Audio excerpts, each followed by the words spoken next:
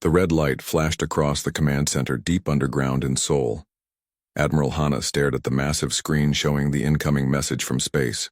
Her hands were steady, but her heart was racing. After 50 years of preparing for this moment, it had finally come. The alien face on the screen was terrifying.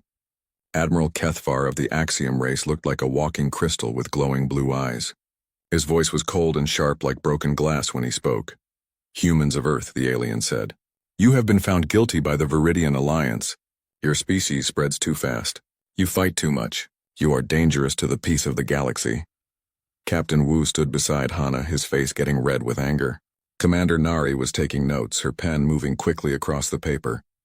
Both officers knew this day would come, but hearing it still felt like a punch to the stomach. "We give you 72 hours, Kethvar continued. "Surrender your weapons, surrender your ships, surrender your freedom. If you do not, we will destroy every human in the galaxy. Every man, woman, and child will die. This is not a threat. This is a promise." The screen went black. The command center was silent except for the quiet hum of computers. 50 people worked at their stations, but nobody made a sound. They all looked at Admiral Hana, waiting for her to speak. Hana was quiet for a long moment. She thought about her daughter who lived in Busan. She thought about her parents who had died fighting in the Mars colonies. She thought about the billions of humans living on Earth and on planets across the galaxy. "Captain Wu," she said finally. "What do we know about their fleet?" Wu pulled up the data on his tablet. 50,000 ships, Admiral. The biggest fleet in galactic history. They have weapons that can crack planets in half. Their shields can stop anything we have ever built. "Commander Nari," Hana said. "What about diplomacy?" Nari shook her head. "They are not interested in talking, Admiral. Our spies say the decision was made months ago. The Alliance wants humans gone forever." Hana walked to the center of the room. Everyone stopped working and looked at her. She was not a tall woman, but she commanded respect. Her black hair was turning gray from years of stress. Her eyes were hard like steel. 50 years ago," she said, "my grandfather told me something. He said that humans are different from other species. We do not give up. We do not surrender. When someone tries to destroy us, we fight back harder than they ever expected." She walked to her command chair and pressed a red button that had been waiting for this moment for decades. Alarms started ringing throughout the building. Deep underground, machines that had been sleeping for years began to wake up. "Send the message," Hana ordered. "Protocol Crimson Dawn is now active." Captain Wu's fingers flew over his keyboard. Coded messages shot out from Earth to every corner of the solar system, to Titan Station hiding behind Saturn, to the asteroid belt where secret shipyards had been working for decades, to the gas giant Jupiter where entire fleets waited in the clouds. "Admiral," said Lieutenant Dal from his communications station, "all stations are responding. The Ghost Fleet is waking up." Hana smiled for the first time in hours. The aliens thought they knew everything about humanity. They had been watching Earth for years, counting human ships, studying human weapons. They thought humans were weak and primitive. They were about to learn how wrong they were. Commander Nari pulled up star charts on her screen. "The alien fleet will reach Earth in 6 days," she said. "Should we evacuate the cities?" "No," Hana said. "We stay and fight. Send a message to all human colonies. Tell them what is happening. Tell them to prepare." Captain Wu looked confused. "Admiral, with respect, we cannot win this fight. They have 50,000 ships. We have maybe 500 that they can see." Hana's smile grew wider. "Captain, they can see 500 of our ships, but they cannot see the other 200,000. The room fell silent again. Even the officers who knew about the secret projects felt their hearts skip a beat. 200,000 ships. It seemed impossible. "For 50 years, Hana explained, we have been building ships in secret, inside asteroids, inside the atmospheres of gas planets, in dimensions the aliens cannot detect. We learned from every alien ship that crashed on our worlds. We studied their technology and made it better." She pressed another button on her chair. The main screen showed images from across the solar system. Ships that looked like nothing the aliens had ever seen were powering up their engines. They were sleek and deadly, painted black like the space around them. "These are not normal human ships," Hana continued. "These ships can phase through dimensions. They can create gravity wells. They can absorb energy weapons and turn that energy into more power for their own guns." Lieutenant Tay at the weapons station was staring at his screen in amazement. "Admiral, the power readings from these ships are incredible. Each one is stronger than an entire alien battle group. The aliens think they are hunting sheep, Hana said. They do not know they are walking into a trap set by wolves. Commander Mina entered the command center carrying a thick folder of papers. She was the head of the secret shipyard projects, and she looked tired but excited. Admiral, she reported, all Baekdu-class dreadnoughts are ready for battle. The Hanbok-class fighters are loaded and waiting. The crews have been training for this day their entire lives. Hana nodded. How long until all ships are in position? 18 hours, Admiral. The aliens will never see them coming. The command center was now buzzing with activity. Officers were talking quickly into headsets. Screens showed data streaming in from across the solar system. The secret human fleet was moving into attack positions. Captain Wu was reading reports from the outer system. Admiral, our scouts report the alien fleet is moving slower than expected. They are being careful, checking for traps. Smart, Hana said, but not smart enough. She stood up from her chair and walked to the window that looked out over Seoul. The city was quiet, but she could see people in the streets looking up at the sky. They knew something was happening. In 3 days, she said to her officers, the aliens will arrive expecting to find scared humans begging for mercy. Instead, they will find the most dangerous predators in the galaxy waiting for them. The red alert lights were still flashing. The countdown had begun. In 72 hours, the galaxy would change forever. The Viridian fleet dropped out of faster-than-light travel at the edge of the solar system. 50,000 alien warships spread out in perfect formation, their hulls gleaming like jewels in the starlight. Each ship was the size of a small city, armed with weapons that could destroy planets. General Voxtar of the Helix race stood on the bridge of his flagship, the Death's Promise. He was 12 feet tall with 4 arms and skin like metal armor. His yellow eyes scanned the displays showing human ships in the distance. Only 400 ships? He laughed, his voice like grinding gears. The humans are even weaker than we thought. Admiral Kethvar appeared on his communication screen. General, do not underestimate them. Humans are tricky creatures. Tricky? Voxtar waved one of his 4 hands dismissively. Look at their ships. They are tiny. They have no heavy weapons. This will be over in an hour. Deep inside Titan Station, Captain Inho was watching the alien fleet on his screens. The station looked like a regular mining facility from the outside, but inside it was the control center for humanity's greatest secret. For 30 years, Inho had been waiting for this moment. All Ghost Fleet commanders, he spoke into his headset. This is Titan Control. Begin Phase 1 activation. Across the solar system, impossible things began to happen. Inside the great red spot of Jupiter, massive shapes started to move. What looked like space debris near the asteroid belt began to unfold into warships. Empty space itself seemed to crack open as ships phased in from other dimensions. Commander Mina was aboard the dreadnought Baekdu's Fury, hidden inside a hollow asteroid. She had spent 20 years designing this ship with her team of engineers. It was 5 miles long and armed with weapons that could tear holes in space itself. All crew members, she announced over the ship's speakers, prepare for dimensional shift. We are going hunting. The asteroid around her ship dissolved like smoke. The Baekdu's Fury emerged, its black hull absorbing light like a hungry shadow. Along its sides, weapons that looked like silver dragons were powering up. Lieutenant Tay sat in the cockpit of his Hanbok-class fighter, one of 50,000 single-pilot ships that had been waiting for this day. His fighter was small, but it could manipulate gravity itself. He could make his enemies heavy enough to crush themselves or light enough to float helplessly in space. Ghostwing Alpha, he said into his radio. All fighters ready for launch. Copy that. Ghostwing Alpha, came the reply from Captain Dal aboard the command ship Soul's Pride. Show them what human pilots can do. The alien fleet had detected the small human ships and was moving to attack. General Voxtar was confident this would be easy. His ships had shields that could stop any weapon. His guns could melt through any armor. All ships, he commanded, advance and destroy the humans. Leave no survivors. But as the alien fleet moved forward, their sensors began picking up strange readings. More ships were appearing out of nowhere. At first it was dozens, then hundreds, then thousands. General, his sensor officer reported, I am detecting massive energy signatures throughout the system. It appears we missed something in our intelligence reports. Voxtar looked at his screens in confusion. Where there had been empty space moments before, human ships were materializing everywhere. They were unlike anything in the galactic databases. These ships seemed to bend light around themselves. They moved in ways that should have been impossible. Captain Inho smiled as he watched the alien confusion from Titan Station. Phase 2, he ordered. Full fleet reveal. The solar system filled with human warships. They emerged from inside gas giant atmospheres, unfolded from asteroid belts and stepped sideways from hidden dimensions. In 10 minutes, the human fleet grew from 400 ships to over 200,000. Commander Mina's dreadnought was leading a group of similar massive ships. Each one was armed with dimension-ripping cannons and protected by shields that existed in multiple realities at the same time. She had named them after Korean mountains because they were as immovable and dangerous as the peaks of her homeland.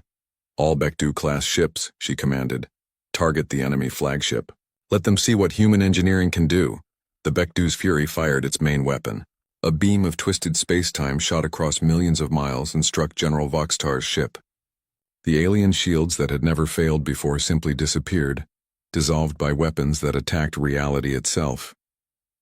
Lieutenant Tay and his fighter squadron were already among the alien ships. His small craft danced between the massive enemy vessels like deadly butterflies. When alien weapons tried to target him, he would increase his ship's gravity field and fall faster than their guns could track. This is Ghost Wing Alpha, he reported. Enemy weapons are useless against gravity fighters. Beginning attack runs. His fighter squadron swarmed over the alien ships like angry bees. They would land on the enemy hulls, plant gravity mines that would crush the ships from the inside, then fly away before the aliens knew what hit them. General Voxtar's bridge was in chaos. His ships were being destroyed by weapons they had never seen before. His sensors could not track the human fighters. His shields were being eaten away by strange energy beams. All ships retreat, he ordered. Fall back to defensive positions. But as the alien fleet tried to retreat, they discovered that human ships had surrounded the entire solar system. There was no escape. Captain Dal aboard Soul's Pride had been feeding false information to the aliens for weeks through hidden spy networks. Every piece of intelligence they had about human capabilities was wrong. Every tactical plan they had made was useless. Admiral Hana, he reported to Earth Command. The aliens are trying to run. Should we let them go? From her underground bunker, Admiral Hana's voice was cold and hard. No survivors leave this system, Captain. They came here to commit genocide. They need to learn that attacking humanity has consequences. The human fleet moved like a perfectly coordinated machine. Ships that could phase through dimensions appeared inside alien formations. Gravity-based weapons crushed enemy vessels like tin cans.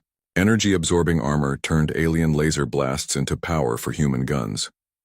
Commander Mina watched as her dreadnought's weapons tore through an entire alien battle group. The enemy ships were strong, but they were built to fight conventional warfare. They had no defense against weapons that attacked the basic forces of physics. Target their command ships, she ordered. Cut off their communications. Make them fight alone and afraid. General Voxtar realized that his mighty fleet was being destroyed by an enemy they had completely misunderstood. These humans were not the primitive savages from intelligence reports. They were apex predators who had been pretending to be prey. Send an emergency message to the Alliance, he commanded his communications officer. Tell them we need immediate reinforcements. Tell them everything we knew about humans was wrong. But even as he gave the order, Voxtar knew it was too late. His ship was surrounded by human fighters that moved like ghosts and struck like lightning. His shields were failing. His weapons were useless. The last thing he saw before his ship exploded was a human fighter pilot through his view screen. Lieutenant Tay gave him a small salute before his gravity mine turned the Death's Promise into a cloud of twisted metal.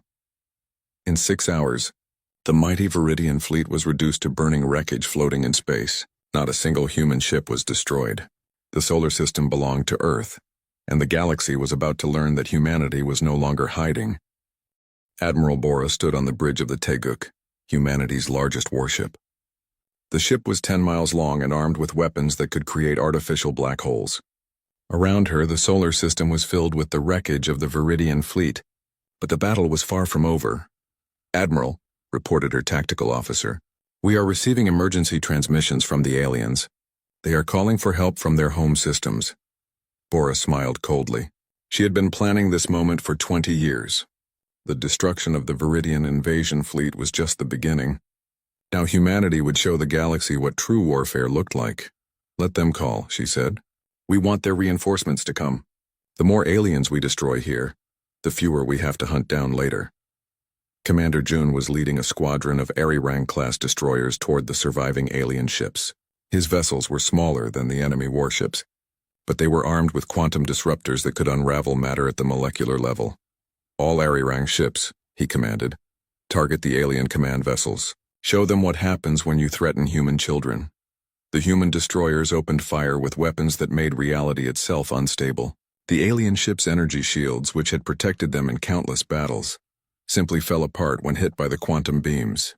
The proud warships of the Viridian Alliance dissolved like sugar in rain. Captain Yuna was piloting the experimental ship Hwarang, a vessel that defied everything the aliens thought they knew about physics. Her ship could split into 12 separate units, each controlled by advanced artificial intelligence systems named after Korean historical heroes. Admiral Yi, take point, she commanded her ship's AI. General Yulji, flank left. King Sejong, prepare the trap. The Hwarang broke apart like a flower opening its petals, 12 deadly ships where there had been one, each moving with perfect coordination. The aliens fired desperately at what they thought was a single target, only to discover they were fighting an entire fleet. The remaining Viridian ships were trapped in the middle of the solar system with nowhere to run. Their faster-than-light engines had been disabled by human gravity weapons. Their communication systems were being jammed by technology that existed in multiple dimensions at once. General Kyung appeared on Admiral Bora's communication screen from his ship Bulguksa. He was the oldest human commander in the fleet, a veteran of the secret wars that had been fought in the shadows for decades. Admiral, he reported, our intelligence was correct. The aliens have no defense against dimensional warfare. Their technology is advanced, but it is limited to normal spacetime. Bora nodded. For 50 years, humanity had been reverse engineering crashed alien technology, but instead of simply copying what they found, human engineers had improved it. They had made it better, faster, deadlier. How many alien ships are still functional? She asked. Less than 5,000, Kyung replied, and they are scattered across the system. Most of them are trying to hide behind planets or moons. Then it is time for the demonstration, Bora decided. Show the galaxy what human mercy looks like. She opened a communication channel to all alien ships in the system. Her image appeared on their screens. A small Korean woman with graying hair and eyes like steel. Attention, Viridian forces, she said calmly. You came here to commit genocide against my species. You plan to kill every human man, woman, and child in the galaxy. This was your choice. On the alien ships, terrified crews listened to the human admiral's words. They had never seen warfare like this. Their weapons were useless. Their shields were gone. Their mighty fleet was scattered wreckage. However, Bora continued, humans are not monsters. We do not kill for pleasure. Surrender now, and you will be treated according to galactic law. Continue fighting, and you will be destroyed with weapons you cannot understand. Some alien ships immediately powered down their weapons and sent surrender signals, but others, driven by pride or desperation, continued to fight. Commander Jun's squadron encountered a group of stubborn alien cruisers hiding behind Mars. The enemy ships opened fire with everything they had, filling space with deadly energy beams. All Arirang ships, Jun commanded, demonstrate void steel armor. The human destroyers flew directly into the alien weapon fire. The energy beams struck their hulls and simply disappeared, absorbed by armor that turned enemy attacks into fuel for their own systems. The aliens watched in horror as their most powerful weapons made the human ships stronger. Return fire, Jun ordered. Quantum disruptors, minimum power. We want prisoners, not corpses. The human weapons reached out like invisible hands and gently took apart the alien ships. Hulls separated along molecular lines. Weapon systems simply stopped existing. Life support remained intact, keeping the alien crews alive but helpless. Captain Yuna's Hwarang was hunting alien scouts near Jupiter. The enemy ships were fast and tried to use the planet's gravity to escape, but they had never fought an opponent that could control gravity itself. King Sejong, she told her ship's AI, create a gravity well around Jupiter, make it impossible for them to escape. Space around the gas giant twisted and bent. The fleeing alien ships found themselves trapped in artificial gravity fields that pulled them in circles like water going down a drain. They could not escape, but they were not being destroyed either. Admiral Yi, Yuna continued, disable their engines. General Yulji, jam their communications. I want them alive for questioning. The Hwarang's 12 components moved like dancers around the trapped aliens. Precision weapons reached out and carefully destroyed only the systems needed to make the enemy ships helpless. The alien crews were captured without a single death. Back on the Taeguk, Admiral Bora was receiving reports from across the solar system. Human forces were systematically capturing or destroying every alien ship. But they were doing it with surgical precision that amazed even her experienced officers. Admiral, her communications officer reported, "We are receiving surrender signals from over 3,000 alien ships. They are requesting mercy terms." "Grant them," Bora ordered, "but keep them under guard. We will need them as witnesses to what happened here." General Kyung's voice came over the fleet communication network. "All ships, this is Kyung. Long-range sensors detect reinforcement fleets approaching from 12 different Viridian home systems. Estimated arrival time 6 days. Bora felt her heart race with anticipation. The real battle was about to begin. The destruction of the invasion fleet was just a warm-up exercise. "Attention all human forces," she announced. Phase 3 is now active. Operation Dragon's Flight begins in 12 hours. We are going to visit our new alien friends in their home systems. Across the solar system, human ships began forming into attack groups. These were not the same vessels that had fought defensively around Earth. These were hunter-killer fleets designed to carry the war directly to enemy territory. The aliens had made a terrible mistake when they decided to destroy humanity. They thought they were dealing with a weak species that could be easily eliminated. Instead, they had awakened the most dangerous predators in the galaxy. And now those predators were coming for them. Captain Yuna's Hwarang was already preparing to jump to faster-than-light travel. Her target was the Axiom home system, where Admiral Kethvar had originated the order to destroy humanity. "All AI systems," she commanded, "prepare for deep space hunting. It is time to show the Axioms what happens when you threaten human families." The artificial intelligences controlling her ship's 12 components responded in unison. "Understood, Captain. Initiating Dragon protocols. The hunt begins." In 6 hours, humanity would strike back at the heart of the Viridian Alliance. The aliens had started this war expecting easy victory. They were about to learn that destroying Earth's children was the last mistake they would ever make. Captain Hoon stood in the command center of his strike fleet as 12,000 human warships prepared to jump through experimental wormholes. His target was the Axiom home system, the crystal world where Admiral Kethvar had sentenced humanity to death. "All ships," he announced, "remember the mission. We are not conquerors, we are teachers. The lesson is simple. Attacking human families has consequences." The wormhole generators powered up around his flagship Dragon's Breath. These machines were based on alien technology that humans had captured and improved over decades of secret research. But where aliens used wormholes for transportation, humans had weaponized them. Commander Sora was studying intelligence reports at her station. For 30 years, she had been running spy networks throughout Viridian space. Human agents disguised as traders, diplomats, and refugees had been mapping every alien military base, every fleet position, every weakness. "Captain," she reported, "all 12 target systems have been confirmed. Military installations identified. Civilian populations located and marked for protection. We know where every alien ship is hiding." Hoon nodded. The aliens thought they were fighting a primitive species that had just discovered space travel. They had no idea that humans had been watching them for generations, learning their secrets, preparing for this day. "Execute Dragon's Flight," he commanded. 12,000 human ships disappeared into artificial wormholes and reappeared simultaneously at 12 different alien home systems across the galaxy.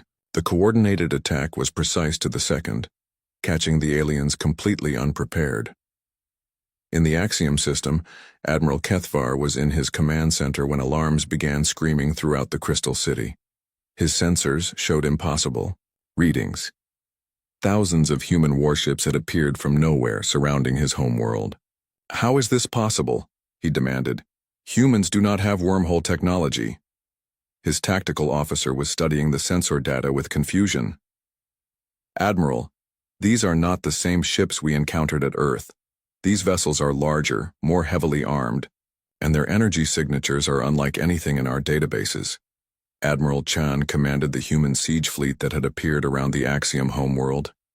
His ships were Bulguksa-class vessels, each one capable of manipulating gravity on a planetary scale. But instead of destroying the crystal cities below, they were doing something far more terrifying. All Bulguksa ships, Chan ordered, activate gravitational lenses, disable all military targets with precision strikes, avoid civilian casualties. The human warships reached out with invisible hands of twisted gravity. Alien military bases were gently compressed until their weapons stopped working. Spaceports were carefully disassembled while leaving nearby hospitals untouched. Defense satellites were plucked from orbit and set down in empty fields. Admiral Kethvar watched in horror as his planet's defenses were methodically disabled without a single explosion. The humans were demonstrating surgical precision that should have been impossible in space warfare. "Sir," his communications officer reported, "we are receiving similar reports from all Alliance home systems. Human fleets have appeared everywhere simultaneously. They are disabling our military forces without destroying our cities." Lieutenant Commander Yoon was leading boarding parties onto captured alien ships throughout the galaxy. Her teams moved through enemy vessels with equipment that seemed like magic to the aliens. Gravity suits that let humans walk on walls and ceilings. Energy weapons that could stun enemies without permanent damage. "Secure the bridge," she commanded as her team moved through a Helix warship. "Remember, we want prisoners, not corpses. These aliens have families too." The Helix crew had barricaded themselves in their command center, but human technology made their defenses useless. Yoon's soldiers walked through solid walls using dimensional phase shifters. They appeared behind enemy positions like ghosts. "Surrender!" she called out in perfect Helix language. Human linguists had been studying alien communications for decades. "You are defeated, but you are not doomed. Cooperate, and you will be treated with respect." The alien captain was a massive creature with 4 arms and metal skin, but he was shaking with fear. He had heard stories about human brutality from Viridian propaganda. He expected torture and execution. Instead, when he surrendered, the humans gave him medical attention for wounds suffered in the battle. They provided food that met his species' dietary needs. They even allowed him to contact his family to tell them he was alive. Captain Hoon received reports from strike fleets across the galaxy. Every human attack had succeeded perfectly. Alien military forces were being systematically dismantled while civilian populations remained unharmed. "Commander Sora," he said, "what are the casualty reports?" Sora checked her data screens. "Minimal losses on both sides, Captain. Human forces have disabled over 50,000 alien military vessels. Enemy military casualties are less than 10,000. Civilian casualties are 0. Hoon felt proud of his species. Humans could have destroyed entire worlds in revenge for the attempted genocide.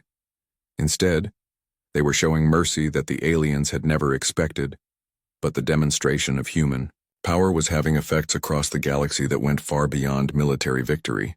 On the Helix homeworld, General Torval was receiving reports that terrified him more than any battle could. The humans were not just defeating his forces, they were studying them, learning from them, taking their technology and making it better. "Sir," his science officer reported, "the humans have captured our latest battlecruiser designs.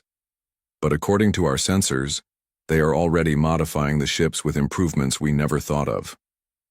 "What kind of improvements?" Torval demanded. "They have increased engine efficiency by 40%. They have made the shield stronger while using less power.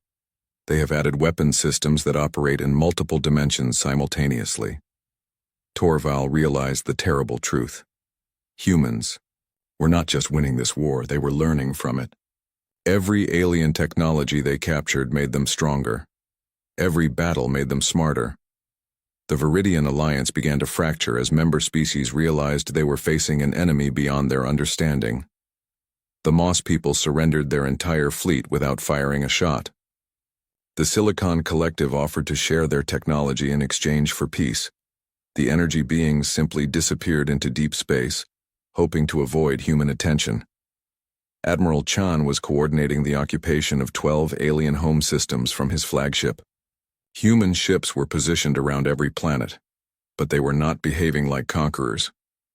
Instead, they were offering aid to alien populations that had been oppressed under Viridian rule. Captain Lee, he spoke to one of his subordinates. What is the situation on the former slave worlds? Captain Lee's image appeared on his screen from orbit around a planet where millions of aliens had been forced to work in mines. Admiral, the local population is celebrating our arrival. They are calling us liberators, not invaders. This was happening throughout Viridian space. Species that had been conquered by the Alliance were welcoming human forces as rescuers. The galaxy was learning that humans fought wars to protect the innocent, not to gain territory. But the most important lesson was being learned by the Viridian leadership themselves. They had started this war believing that humans were violent savages who needed to be destroyed. Instead, they discovered that humans were the most precise warriors in the galaxy. Admiral Kethvar sat in his crystal prison cell, guarded by human soldiers who treated him with professional courtesy. Through his window, he could see his homeworld functioning normally. The humans had removed his military forces but left his people free. Why? He asked his human guard, a young woman named Private Yoon. Why do you show mercy to enemies who planned your extinction? Private Yoon considered the question seriously. Because, she said finally, showing mercy when you have absolute power is what separates civilization from barbarity. You tried to destroy us because you feared what we might become. We are showing you what we choose to be. Across the galaxy, the message was spreading through every communication network. Humanity had not just survived the attempt at genocide, they had turned the tables completely. The hunters had become the hunted, but the predators had chosen to be protectors. The war that was supposed to end humanity had instead announced their arrival as the galaxy's new guardians. And every species in known space was beginning to understand that the age of Viridian dominance was over. The age of humanity had begun. The news traveled faster than light across the galaxy through quantum communication networks. In less than 1 week, humanity had destroyed the most powerful military fleet in galactic history and occupied 12 major star systems without killing a single civilian. Species that had never heard of Earth were suddenly very interested in learning about humans. Captain Ray stood on the bridge of the Cheongwade as it approached the Telthan home system. Her ship looked like a diplomatic vessel from the outside, but it was actually a mobile fortress that could destroy entire solar systems. The message was clear. Humanity came in peace but was prepared for anything. Captain, her communications officer reported, we are receiving over 3,000 requests for diplomatic meetings. Every major species in this sector wants to talk to us. Ray smiled. 3 weeks ago, most alien species had ignored humans or treated them like annoying insects. Now they were begging for meetings and offering gifts. Fear was a powerful motivator. Schedule meetings with the reasonable ones, she decided. For the others, let them wait. They need to learn that threatening human children has consequences. Admiral Sung was overseeing the transformation of former Viridian territories from his command ship New Sol. Planets that had been under alien military rule for centuries were voting to join the newly formed Terran Federation. The aliens had ruled through fear, but humans were ruling through hope. Admiral, reported Colonel Jin from the surface of a liberated world, the local population has requested human governance systems. They want individual freedoms and scientific research programs like the ones on Earth. Sung nodded. This was happening everywhere. Alien populations that had been oppressed for generations were embracing human ideas about democracy, education, and technological progress. The galaxy was changing faster than anyone had expected, but the most important changes were happening in the minds of alien leaders who were beginning to understand what they had attempted to destroy. Commander, I was studying reports from human research teams across occupied space. They had been analyzing captured alien technology and making discoveries that explained humanity's rapid victory. Admiral, she told Sung, we now understand why human engineering surpassed alien technology so quickly. It is not just about intelligence, it is about how human brains work. She displayed brain scans on the main screen showing the differences between human and alien neural patterns. Alien minds are highly logical and organized, she explained. They think in straight lines and follow established patterns. This makes them excellent at improving existing technology, but terrible at revolutionary breakthroughs. And human minds? Sung asked, though he suspected he knew the answer. Human brains are chaotic, Na continued. Our neural networks are unpredictable, emotional, creative. We make connections that logical minds cannot see. We imagine possibilities that organized thinking cannot reach. Sung understood. Humans had not won this war through superior firepower or better organization. They had won through superior imagination. While aliens had been improving their existing weapons, humans had been inventing entirely new forms of warfare. The psychological impact of this realization was spreading through alien populations like a virus. Species that had considered themselves superior to humans were discovering that they had been surpassed by the galaxy's most creative minds. Captain Bin was leading exploration missions to the edge of Viridian space, searching for species that might still be hostile to humanity. His ship Pioneer's Dream was equipped with the most advanced sensors in human history. But he was also carrying ambassadors and teachers. Captain, his science officer reported, long-range sensors have detected a massive alien fleet hiding in the Vortex Nebula. Energy signatures suggest they are preparing for war. Bin studied the data. The fleet was composed of species he had never encountered before, aliens from outside. Viridian space who had heard about humanity's victories and decided to attack before humans could grow stronger. How many ships? He asked. Approximately 80,000 vessels, Captain. They appear to be from multiple species working together. Bin considered his options. His single ship was outnumbered 80,000 to 1. Any sane commander would retreat and call for reinforcements. But Bin was human, and humans had stopped being sane the day aliens threatened their families. Send them a message, he decided. Tell them they have one chance to surrender peacefully. His communications officer looked confused. Sir, they outnumber us massively. Should we not request backup? No, Bin said calmly. Let them see what one human ship can do. Sometimes the best diplomacy is a demonstration of overwhelming force. The Pioneer's Dream moved toward the hidden alien fleet alone. The enemy commanders watched in disbelief as a single human vessel approached their armada. They assumed it was either a trick or an act of suicide. They were about to learn it was neither. Back in the occupied territories, former Viridian leaders were being educated about human history and culture. The goal was not to humiliate them, but to help them understand why their attempted genocide had failed so completely. Admiral Kethvar was attending a lecture by Professor Song, a human historian who specialized in warfare. The crystal being had expected propaganda and threats. Instead, he was receiving the most comprehensive military education of his life. The key to understanding human warfare, Professor Song explained, is understanding human motivation. Other species fight for territory, resources, or dominance. Humans fight for family. She showed images of human colonies, families, children playing in parks on distant worlds. When you threatened our children, she continued, you did not threaten our government or our military. You threatened every human's reason for living. You turned every mother and father in our species into your personal enemy. Kethavar was beginning to understand the magnitude of the Alliance's mistake. They had not declared war on a government or an army. They had declared war on love itself, but why show mercy?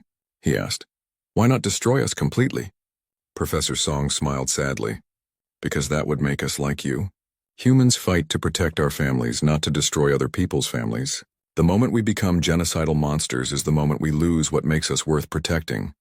Similar conversations were happening across human-occupied space. Alien prisoners were being educated rather than executed. Former enemies were being offered chances at redemption.